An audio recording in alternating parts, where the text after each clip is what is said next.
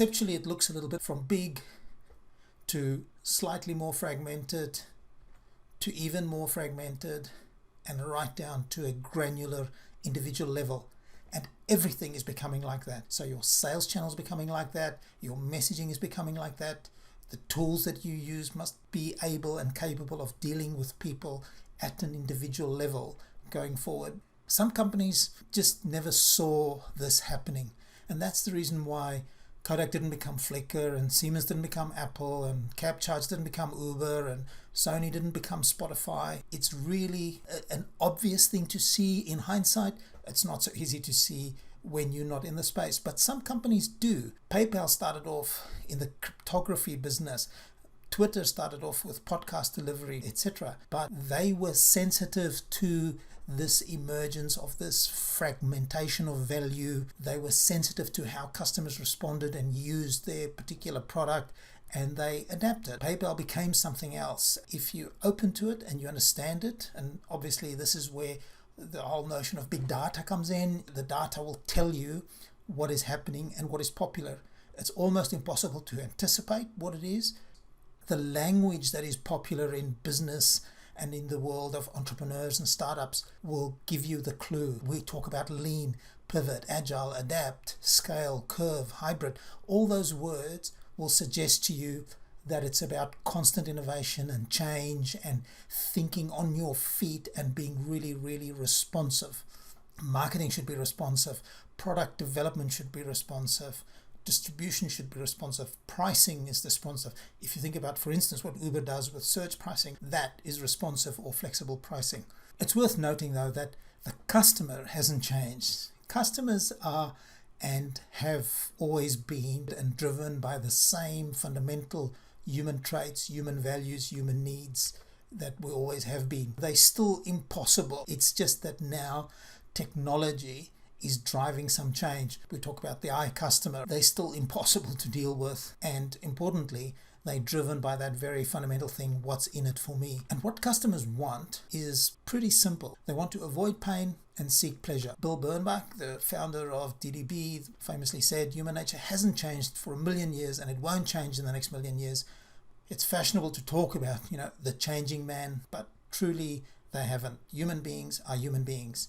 They still want to belong, they're curious, they want to show off, they want to dominate, they want to talk about themselves, they want to have some fun, they want to have experiences, etc. Those fundamental traits are still there and they're constant. It's really important to understand and embrace that, because that it's the technology and the context that is changing, and that is now enabling us to address these specific individual needs and what customers are becoming accustomed to having been addressed. So a quick summary of the changes. On the one hand, we have this notion that value has fractured. People want to buy the same product for 1,000,000 different reasons. Yet those reasons we know are the same.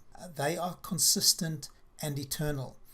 It has a certain set of consequences. It means that success is emergent, and I'll explain that in a minute, and also that marketing is a paradox. Emergent success means that for organizations to be successful, they have to be able to respond to an environment that is fluid. In order to serve customers uniquely, they must be willing and able to adapt and repeat and experiment. They must be able to pivot and scale. They need to be agile. They need to tolerate failure. There's a little bit of a problem, right? Because you can't afford this one-on-one type marketing, you end up with a bit of a paradox that you have to deal with. And that paradox is that customers want individual service. They are demanding about that. Technology has enabled that, but it is simply too expensive. So how do you now deal with that? How do you respond as an organization when marketing needs to be one-on-one, but you can't afford to do that? Every customer is different. They want to get their specific needs met. They all want custom personal attention. That means that marketing needs to address that. And practically the only way that you can do that is by automating your marketing.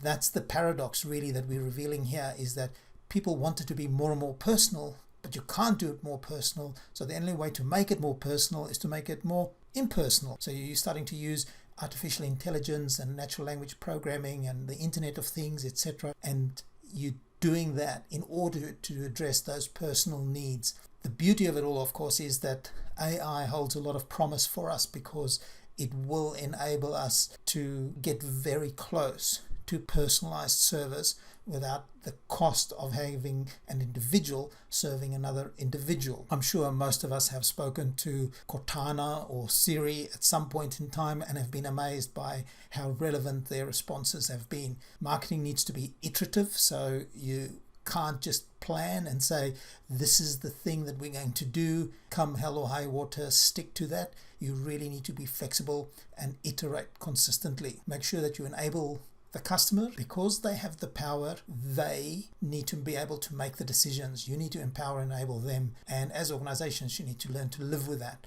Your marketing needs to be relevant. Confirmation bias is the psychological term for this. They will buy based on the extent to which your product and your offer aligns with their personal values. All you have to do is look at the response of the US market to the election of Donald Trump and how certain companies are aligning themselves with different political views in order to maintain alignment with a particular market. Your marketing needs to be customized, so be specific, allow customers to choose exactly what they want. This is the customer that orders off the menu. They want what they want when they want it. And we need to learn and figure out how to be able to do that. And marketing must be responsive, so super flexible. So you must be able to dial up or down when and where the customer is. So that's what marketing looks like.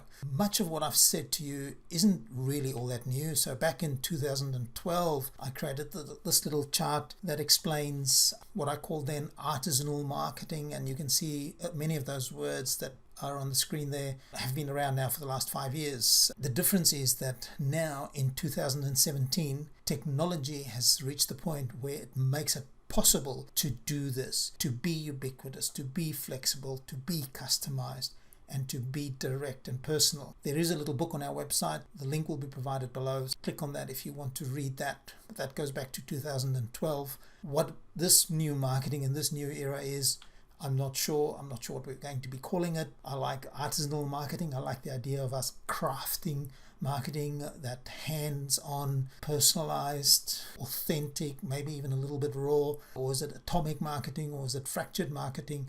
Who knows? The reality, though, is that we need to become that super flexible organization that uses technology to tap into really micro personal needs and niches, call it whims if you will, and that's the only way to the future, because value fragmentation is the future of marketing.